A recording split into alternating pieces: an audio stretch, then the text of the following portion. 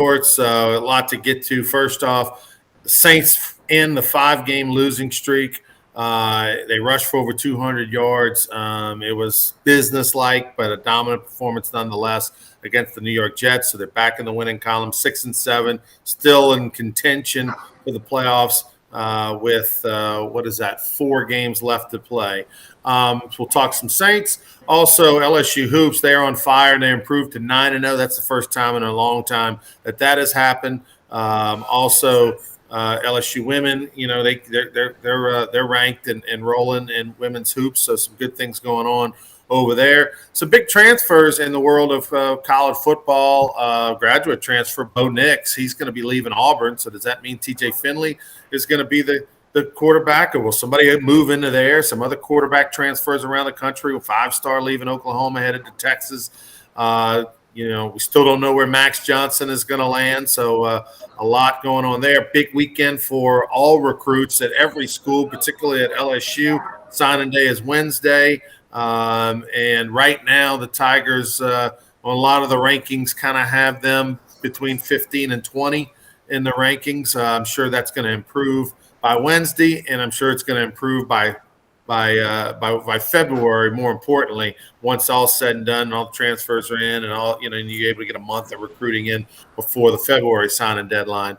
Some NFL some news. A lot of Aaron Rodgers gets a big win last night, but his toe is killing him. He said after the game, he broke his toe. Remembers on his left foot, and we'll see if that continues to be a problem. Tom Brady, a lot of records that he broke again yesterday. And Tommy's going to tell you about a hot gambler on meatandpotatoesusa.com that you got to take advantage of. So all that and more. Sports Shorts Daily presented by LeBear's Casino. TK joining us from Tremonti's Meat and Seafood. Let's bring Tommy in right now. TK, first off, your reaction to the Saints win. It wasn't a thing of beauty. Taysom Hill wasn't perfect. I'm actually, he played quarterback and is going to continue to play quarterback the rest of the year with a splint on the back of his finger on his throwing hand. But he got it done with his legs as well. Yeah, he did. And the big difference was Alvin Kamara. What a game he had, coming back for the first time in a while. Of course, that allowed Hill to be a little bit more effective. But let's be honest, Ronnie, the Jets are a bad football team. They were officially eliminated from the playoffs yesterday. Bad football team. Their quarterback's got a long way to go. But the Saints, snapped the losing streak, got a road win, needed it. They're still in the hunt for a playoff spot, as many teams in the NFC are. And next Sunday night, they get to go to Tampa Bay, where Tom Brady's on fire and Leonard Fournette at a big game. So it was a nice win for the New Orleans Saints against a bad football team. But in the NFL, when you can get a road win, you take it. Alvin Kamara, man, what a difference he made coming back for the New Orleans Saints. I mean, he was sensational. He had nearly 150 yards of total offense, 120 on the ground, another 25 through the air. He is an absolute difference maker. Teron Armstead was back healthy, playing left tackle. That was big. Even though Taysom Hill was sacked, I believe, 3 times in the game. What was your takeaway of his performance? Armstead or Hill? On Taysom Hill. Ronnie, he's not a quarterback, okay? I was in a group text with some guys in New Orleans, and a couple of them. And he's just not a quarterback. And if he wasn't playing the Jets yesterday, it'd have been bad. And he's got the finger issue, but I guess Sean Payton thinks even with the finger issue on the throwing hand, he gives him a better chance than Trevor Siemian. I don't agree with that. The guys in my group text didn't agree with that, but and they won, but again, the Jets are bad, and having Kamara back and Armstead and, the big tight end had a decent day. I just don't see it, But if you look around the NFL, there's a lot of guys playing quarterback that you might not call an NFL quarterback. It's kind of weird, but hey, bottom line is they won on the road. Hill was very effective in spots, had some bad throws, but I guess all quarterbacks have bad throws. Well, what's interesting, TK, is that I agree with you. I think Trevor Siemian gives them a better chance to throw the football, okay? Not necessarily to win, though. And what I mean by that is that Trevor Siemian is definitely a better thrower than Taysom Hill when Taysom Hill doesn't have, a healthy finger. but Taysom Hill can get it done with his feet. He can beat you in other ways, and I think, especially against a team where you really are the superior team, the New York Jets. Taysom Hill can just wildcat it and be conservative and run the football and throw little short passes. And I think in this case, he is the guy that can, that just manage the game and just win, baby. It doesn't need to be pretty. And I think that's what Sean Payton's doing. The other thing that Sean Payton's doing is justifying the contract. They gave Taysom Hill such a big contract the last 2 years. Then they renewed him a couple of weeks ago where they restructured moving forward, and they're going to give him another guaranteed $15-16 million on a bigger deal. Sean Payton has to justify that, and this is what he's doing. He's giving him an opportunity to play, an opportunity to get some value on that investment.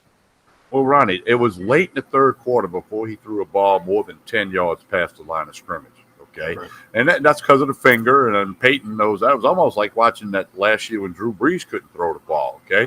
And, and here's the thing. Next week he's got to go against Tampa Bay's defense, who's one of the best in the league.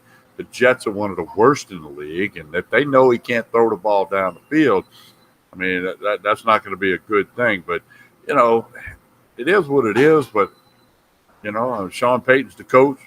He gets to make those decisions, and I just don't see it. But he, as Chance says, he can do other things, and as you said, he can do other things. And Simeon can only quarterback, so we'll see how it goes, man. It's just so funny that Taysom Hill is the QB because the offense now with the Saints is so different than what it was with Sean Payton and Drew Brees, and the schemes and the route combinations and the offense and what they're trying to accomplish. I mean, it's almost like Sean Payton just can throw away 3/4 of the playbook. The sheet. He doesn't need the big sheet. He can use just one of these pads. Yeah. Well, Ronnie, the other thing, what I can't stand, okay, a pet peeve of mine. When it's 3rd and 12, don't throw the ball 6 yards down the field. Brett Favre didn't do that. John Elway didn't do that. When you got to move the chains, don't, throw it underneath. They want you to throw that ball so they can run up and tackle you. Every now and then they're going to miss a tackle. But, it happens so many times yesterday where they just didn't not that they're not trying to get a first, but they could run other plays. But he couldn't throw the ball more than 10 yards past the line of scrimmage. So, but, again, a nice win, but the Jets are terrible. They're really, really bad. Let me ask you this. There was a lot of criticism on Twitter, and even Alvin Kamara was critical at the end of the game when Taysom Hill, with a little under 2 minutes to play in the game, ran for 44 yards and a touchdown on 3rd down when, the book says when you're up, what was it, 23-9 at the 23-6 at the time, I believe it was? 23-9. 23-9, when the book says you should slide and just simply then you can kneel it and the game's over. Instead, he took it to the house for a touchdown to make the score 30-9, and all this criticism came his way. Explain to me why this is a bad thing that Taysom Hill did. Does it fall in the category of rubbing it in or sportsmanship? I mean, padding his stats, which, I don't know. Were the Jets just standing there letting him? No. It was a good block on the outside by the wide receiver, and he had the first down, and then there was just nobody between him and the goal line. And the game was over. So did some Jets maybe not go 100%? Probably, especially the guys on the other side of the field. It just looked bad, and and he got blistered. He even said he kind of said something about I should have slid. That's all I got, and he got away from that question. Then Kamara said, I told the dumbass to slide. Now I don't know if Kamara was running behind him, yelling at him to slide, or maybe on the sideline yelling, slide. But, that I don't know. Yeah, I think there's more things you can worry about than whether or not he ran for a touchdown to pad his stats and add to the score. The bottom line is, if he chose to do it, he chose to do it. Yeah, the quote was, he should have slid. I told his dumb ass to slide. I mean, I'll say this. I hope that wasn't a sign of bad blood between those two. I hope. No, I think he was I think it was in a lighter. But here's the thing: they probably don't play the Jets again for 7 or 8 years, so nobody will remember. If the that was a division NFC South opponent where you might say, "Hey, they got to remember that." Not going to happen there. So who knows when the next time they play the Jets? It'll be a while, and the Jets won't ever be in the playoffs. Man, I tell you what. It's kind of like here's my question. I don't know that I agree with this. I don't know that I agree with this. I've watched the play a number of times. I'm seeing all the different. I don't understand. I don't understand the vitriol for this play, Tommy. A little over a minute to go. It's 3rd and 2. You got to pick up the first down to win the game. They run a sweep off the left side. He turns the corner. Nobody's there. I mean, okay, yeah, he could have slid and then knelt on it. But at the same time, there's the end zone, 23-9 or 30-9. I tell you what, if I'm the Saints, I'd rather the score be 30-9. I think Sean Payton rather the score be 30-9. I don't think the Jets were kneeling or just holding up. I mean, they got a dude chasing after him, as he's running to the house. So I don't know. I don't have any problem with it. And no, by the way, it didn't affect the gamblers. The Saints were a 4.5-point dog. The over-under wasn't affected. So I think everybody just needs to chill out. Ronnie, we got unwritten rules in baseball. When Tatis hit the homer on 3-0, everybody, you couldn't do it. Their hair got on fire. Maybe there's an unwritten rule in football. I've never heard this before, but that if you're up 23-9 and it's a minute to go and you pick up a first down and the other team's out of timeouts, then slide, kneel down, By the way, so people giving him up, so, well, he's stat padding. Hell yeah, the whole NFL is about stat padding. I mean, at the end of the day, when you go into a negotiation for you break out the stats. That's the first thing you do. How many games did you play? How many yards did you rush? How many passes did you throw? I mean, how many touchdowns did you have? And I mean, so yes, I have no problem with it. I just think it's interesting. Here's Phil's take on it. What did the old ball coach Steve Spurrier say? It's my responsibility to score. It's yours to stop us. And right on, Phil. That was when he used to, Steve Spurrier used to get, a lot of trouble or a lot of heat for running up the score at Florida back in the day in the 90s when he was crushing people. And that was his quote. And man, these guys are NFL players. It's not like they passed the ball, Tommy. Had it been 3rd and 2 and he dropped back to pass and he ran a play fake and he hit a guy for 40 yards for a touchdown, that's one thing. This dude ran the football off the left tackle. And he always runs, so he didn't do anything out of the ordinary. I think Alvin Kamara is just upset because it wasn't him who got I really think Kamara was messing with his head a little bit. I think he did it in a joke. I didn't hear the quote, but I don't think there's bad blood there. It's funny. Barstool Mincy posted a video of a guy who cashed a plus 375 ticket for Taysom Hill to score the next TD bet. He did it online. That's the whole other thing. Taysom Hill would score, and he won a big one. Well, we didn't talk about it, but the fantasy football people are glad he didn't slide. Absolutely. So I mean, and they gamble like crazy on fantasy football. So you said it didn't affect the over/under, but it might have affected a lot of people in fantasy football. And now that the NFL's embraced gambling, maybe a bunch of guys are going to quit sliding. All right, so Saints next week on the road Sunday night at Tampa Bay. That's going to be a rough one. I don't know if the bandaged finger is going to hold up against Tom Brady and the Bucs. Let me see if there's a line yet on that. Bucs looked great early, hung on, had to win in overtime against Washington. Washington's been a much more feisty team over the last. I got you a line, right? What you Buccaneers are 11-point favorites.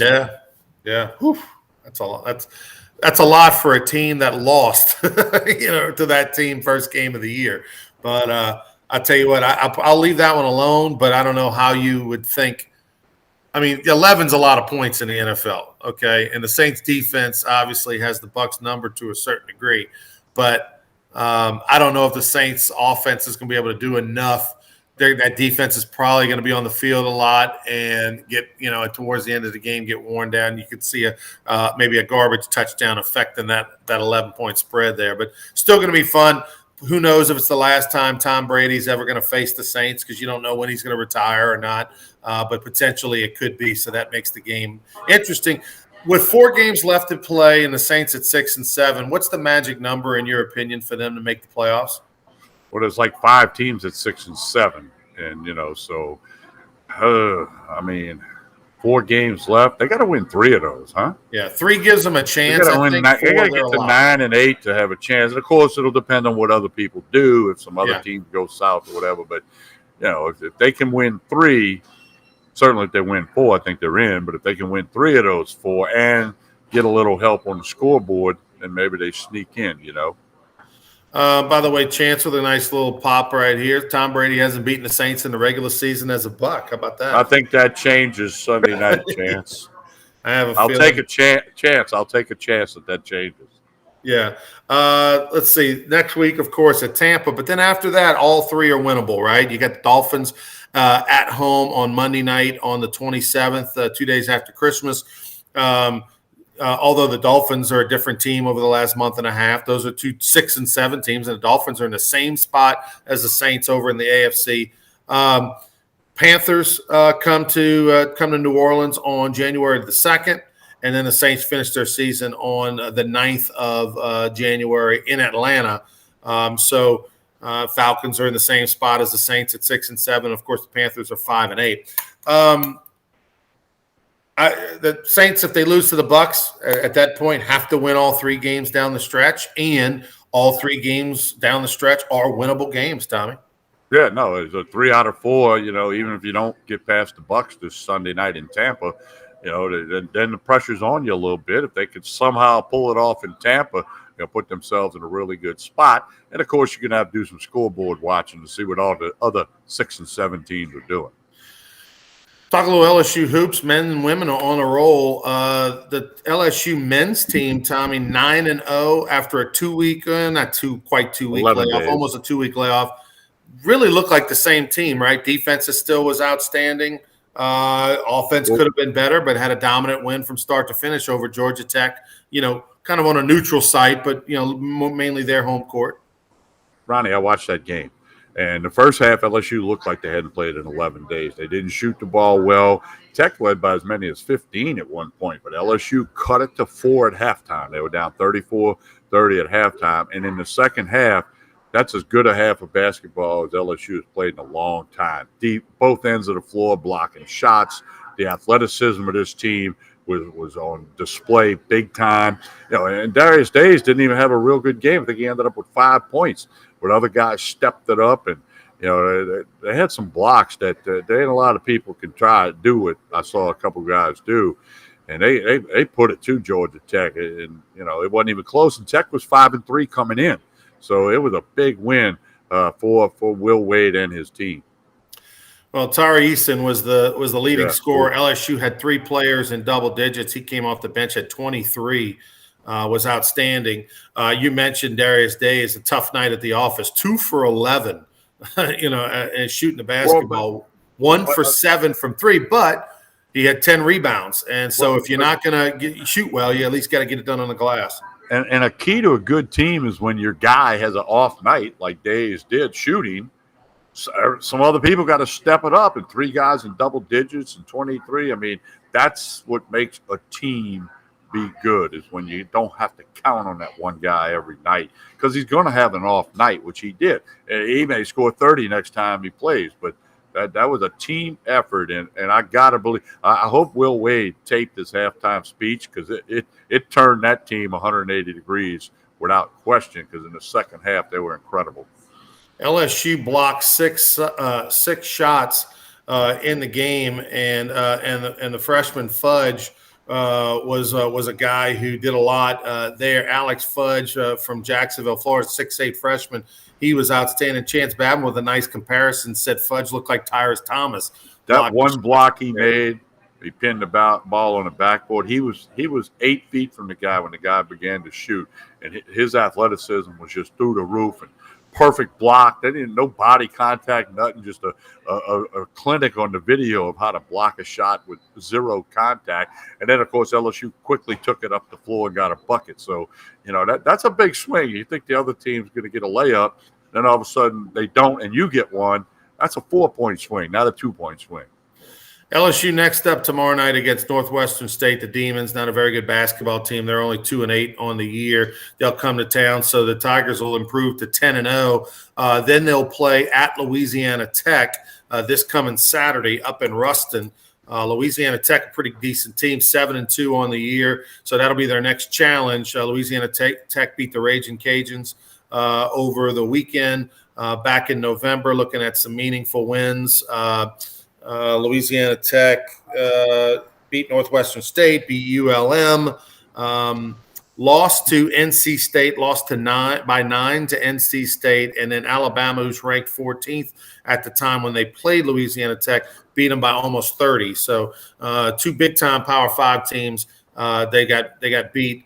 That you would think they would go to 11-0. The Tigers come home to play Lipscomb, looking at games before the first of the year on the 22nd. So next week on the 22nd, before Christmas, they take on Lipscomb, who's got a losing record. And then they finally open up with conference play on the road at Auburn. Auburn, of course, ranked 19th in the country.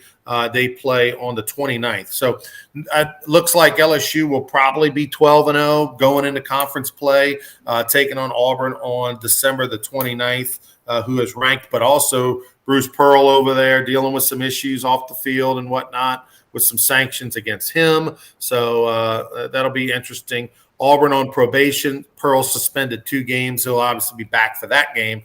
But there'll be a lot of conversation when those two teams play about Will Wade's future if Bruce Pearl is actually facing sanctions that had to do with an assistant coach, not even him. LSU women take care of business, Tommy. Heisman Trophy, Bryce Young takes home the trophy. First, just continues to be amazing. First Alabama quarterback to win a Heisman Trophy as a youngster. I'm surprised that I just continue to be surprised that of all the great teams, all the great players, this is the first Alabama quarterback to do so, and he won in dominant fashion. Yeah, he really did. We talked about it on Sports Shorts Radio Saturday. I fully expected Bryce Young to win. He did, and the Heisman people need to be embarrassed by having Aiden Hutchinson there. He's not even the best defensive player on Michigan's team. Okay, he had a big game against Ohio State. You know what? I had a big game against Tennessee my sophomore year. I wasn't a finalist for the Golden Spikes Award because the rest of the season was whatever. But my point, Aiden Hutchinson, Damone Clark's better. Josh Ross on his own team's better. The linebacker Neal from Georgia, Anderson from Alabama. These guys, and look, this is not my opinion. Had better years. Yeah. This is statistically. Go look at the linebacker of Michigan stats compared to Hutchinson. It's not even close. I mean, it was a joke that they had that guy there. I mean, it's just the media created it because he had a big game in the win against Ohio State, but he shouldn't have been there. But Bryce Young deserved to be there. Pickett, C.J. Stroud, these guys had much better years. And, Bryce Young, first quarterback at Bama. That's hard to believe, but it's true. But here you go, Ronnie. 4th Heisman Trophy winner for Nick Saban at Bama. That's a recruiting tool. Now they back-to-back. And you know why else Saban was smiling, Ronnie? Bryce Young not draft eligible. He plays again next year at Bama. That's right. He might be like Archie Griffin and win 2 in a row, But if you're Saban, you're recruiting, saying, look, the reason we got guys that win Heisman is because we got great players all over the field. Right. You want to come? You don't be have to one do of it those? yourself. Yeah. Devontae Smith, and then now, I mean, the players around you are going to make you better, and if you don't win a Heisman, you're going to still go to the NFL and make a lot of money. The perfect example, Tommy, is Bryce Young in the Auburn game. They didn't score a point till 8 minutes to go in the game. Had the defense not been so dominant, he wouldn't have had the chance to be in the game to rally the troops. Because if he doesn't do that, I don't know that he wins the Heisman. It goes hand in hand, and you're right. If anybody has a chance to win the Heisman Trophy 2 years in a row, it really is him. Johnny Manziel had that opportunity, but his team wasn't as good the second year as it was the year he won it. Alabama, we know, is going to be as good or better next year, and so you're right. They're going to be top 4 team in the country. He's going to have weapons everywhere, and so if anybody has the chance to win the 2 years in a row, it's probably him. Yeah, if he made $1 million last year, if he made $1 million this year with NIL, imagine how much money he's going to make next year with NIL. A lot.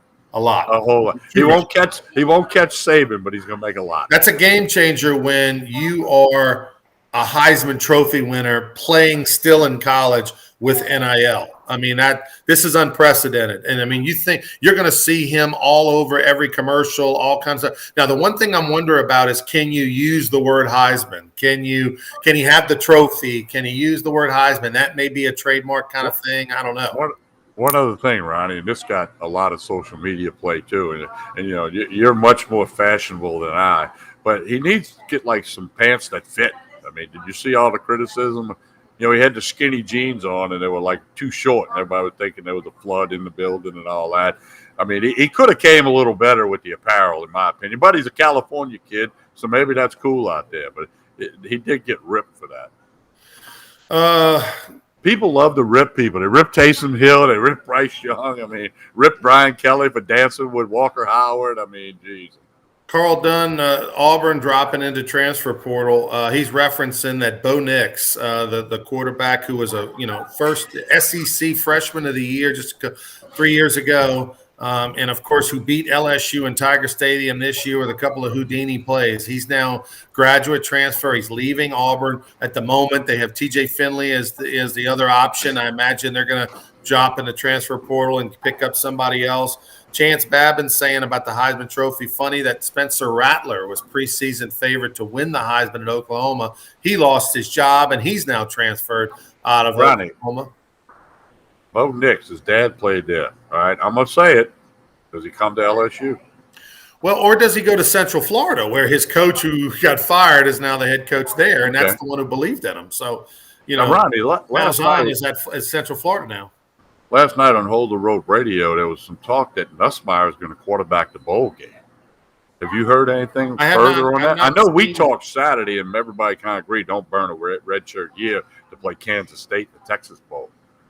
Well, full transparency, I don't want him to burn a redshirt year because I bet on Kansas State when it was at Pick'em when we found out that Max Johnson had transferred. So I don't know. It would be the ultimate unselfish move by Nussmeier if he were to burn a full year. But also it's if you want to prove loyalty to a coach, if you want to give it a shot and prove loyalty to a new regime that, hey, I can be the guy next year, you go practice 14, 15 times, you play in a bowl game, you get a leg up on every other quarterback that's coming in, including Walker Howard. We need to check on that to see if there was anything to that. Somebody posted it on our Facebook Live thing on Hold the Rope Radio last night. So I don't know. I got to check into that. I got some people I'll check with, but he's not better than Walker Howard. I can tell you that. Chance saying that LSU is petitioning the NCAA for Nuss not to lose redshirt if he plays. Oh, okay. So I mean, good luck. I guess you can petition whatever you want, but rules are rules, right? Is Miles Brennan coming back? That's been some conversation. He's going to Nebraska. Okay. All right. All right. So that's going to wrap it up. Sports Shorts presented by LaBerge Casita. Tell us about Tremonti's Meat and Seafood, Tommy. I know Christmas is right around the corner. Got your gift cards. Great idea for the folks in the office or the neighbors or the family. Any denomination you want. Got to get your orders in for Christmas. Prime rib, ham, everything you possibly need. They're going to be open Christmas Eve until about 3 p.m. Okay, and then they'll be closed Christmas Day. So if you get your order in, you can pick it up on the morning or the midday on Christmas Eve. Tremonti's Meat and Seafood. Go to tremontis.com. All the holiday menus there. Stop by on Jefferson Highway right down the block from Parkview Baptist Church and School. Connect on Facebook or Instagram. All the info is going to be there. Tremonti's Meat and Seafood. Chicken fried steak, the lunch special today if you want to stop by. And Mike and the staff will be glad to see you. But check them out. And, again, don't forget those gift cards. Great. You want a $10 card, you want a $300 card. It doesn't matter. They can take care of you at Tremonti's Meat and Seafood. All right, he's Tommy. I'm Ronnie. We'll see you on Thursday morning. This Thursday morning programming note, Thursday morning, 9 a.m. Tommy will be at Court Street Cafe. And then on Friday morning, he'll be back at Tremonti's Meat and Seafood. Until then, everyone have a great one. Thanks for watching Sports Shorts Daily. Please like and share. That's the cost of admission to checking us out is to like. That's a good price. That's a good price. It's free. Just hit that Hey, button. big special meatandpotatoesusa.com tonight. Trey Blossom's been on absolute fire in the NFL. He went 7-0 yesterday, counting the podcast and the website. And I'm going to put a special out later today on his Monday Night Football pick at meatandpotatoesusa.com. 7-0 yesterday, and 11 wins in a row at the website. Join the people making money. I mean, it's hot. He's going to lose sooner or later, but, that's why they call it gambling. All right, he's Tommy. I'm Ronnie. Have a good one.